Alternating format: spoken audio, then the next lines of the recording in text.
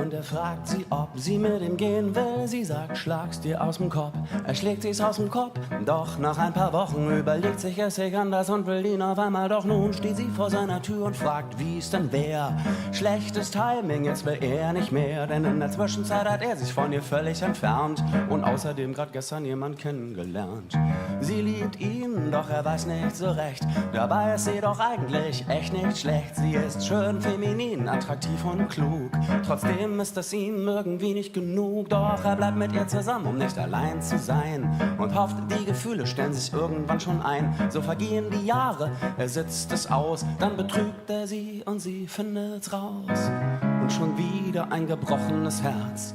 Tränen, Trauer, unerträglicher Schmerz. Wut, Verzweiflung, Leid und Frust. Ach, hätte man doch vorher schon Bescheid gewusst. Ach, hätte man doch vorher schon Bescheid gewusst. Warum kann es nicht einfach mal klappen, statt von einer bösen Falle in die andere zu tappen? Warum kann es ihn nicht einfach ergeben? Dann könnte man ganz entspannt weiterleben. Warum kann es ihn nicht einfach mal fügen? Dann müssten wir uns nicht mit Kompromissen begnügen. Warum ist es nicht so, wie man's aus dem Kino kennt? Zwei treffen sich, küssen sich, Happy End.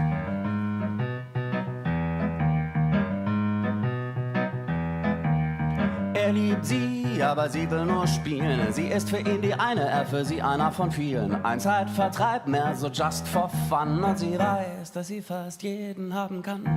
Sie zieht aus solcherlei Betätigung offenbar eine Menge Bestätigung. Und er hofft, dass da vielleicht doch mehr wär und rennt ihr vergeblich hinterher.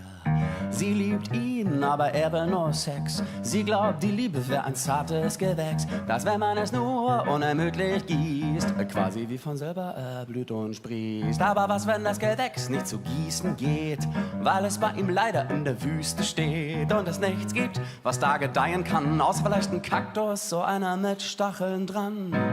Und schon wieder ein gebrochenes Herz, Tränen, Trauer, unerträglicher Schmerz. Wut, Verzweiflung, Leid und Frust. Ach, hätte man doch vorher schon Bescheid gewusst. Ach, hätte man doch vorher schon Bescheid gewusst. Warum kann es nicht einfach mal klappen, statt von einer bösen Falle in die andere zu tappen? Warum kann es nicht einfach mal passen, dann müssten wir uns mit der Scheiße nicht mehr länger befassen?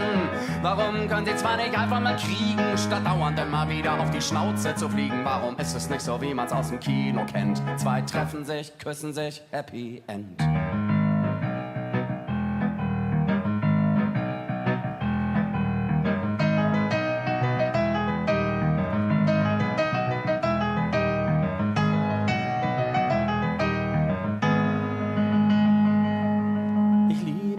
Doch du liebst deinen Ex. Und das mit deinem Ex ist extrem komplex. Ihr seid zwar nicht mehr zusammen, aber irgendwie doch. Und fest steht doch, er liebt dich immer noch. Du hast dich schon vor Jahren von ihm getrennt. Trotzdem trefft ihr euch noch permanent. Für eine neue Beziehung bist du folglich nicht offen. Und ich kann gar nichts tun, außer zu hoffen. Und so hoffe ich und bange und bete und warte und setze schließlich alles auf eine Karte und lege alle anderen Karten auf den Tisch und sag, ich liebe dich, mich hat's voll erwischt. Doch du sagst, sorry, es tut dir leid, das beruhe nicht auf Gegenseitigkeit. Ich war noch nie so sehr am Boden zerstört. Sorry seems to be the hardest word. Und schon wieder ein gebrochenes Herz. Nicht umsonst reimt sich Herz auf Schmerz. Wut, Verzweiflung, Leid und Frust. Ach, hätte ich doch nur vorher schon Bescheid gewusst. Ach, hätte ich doch nur vorher schon Bescheid gewusst. Warum hat es gerade mit dir nicht geklappt, Mann? Wir haben doch beide echt eine gute Zeit gehabt. Am Anfang war ich noch außer Rand und Band und bin dann volle Kanne gegen die Wand gerannt. Wäre das ein Kinofilm, hätte ich dich bestimmt gekriegt. Aber so wie im Kino ist es ja nicht. Und wie oft bist du schon im Kino eingepennt und hast was verpasst? Das Happy End.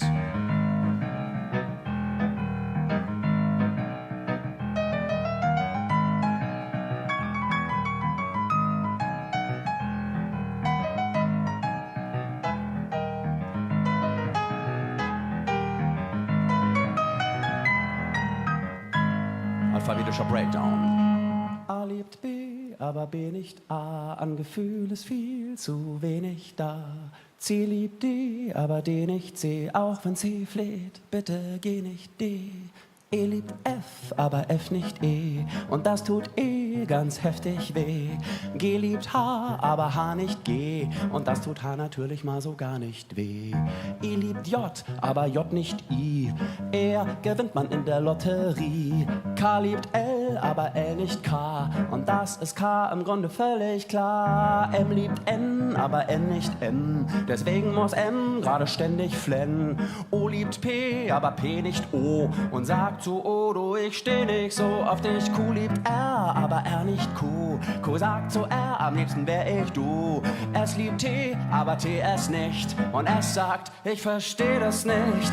U liebt V, aber V nicht U. Und V hört U auch überhaupt nicht zu. W liebt X, aber X nicht W. Doch X kann darauf leider keine Rücksicht nehmen. Y liebt Z, doch Z findet Y einfach nur nett. Z liebt wen anders, nämlich A, aber A liebt, naja, das wissen wir ja nicht wahr. A liebt B, aber B nicht A. An Gefühl, es fehlt so wenig da. C liebt D, ja, nee, ist klar. Bla bla bla, etc. Von A bis Z über Y, Geschichten wie diese, es gibt sie schon. Solange wie es uns Menschen gibt, man liebt und wird nicht zurückgeliebt. Man liebt und wird nicht zurückgeliebt. Warum sollte es zwischen uns gerade klappen? Ich hab Angst, schon wieder in die nächste Falle zu tappen. Was, wenn der ganze Scheiß wieder von vorn beginnt und wir gescheitert, aber nicht gescheiter sind? Hat es Sinn, sich aufeinander einzulassen oder wär's besser, es von vornherein sein zu lassen? Naja, da wir uns beide ja ganz gut verstehen, können wir, wenn du magst, ja mal ins Kino gehen.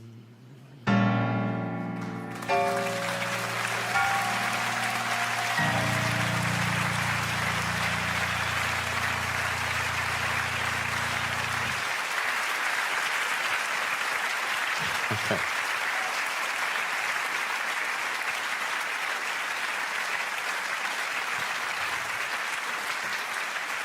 Danke sehr. Dankeschön.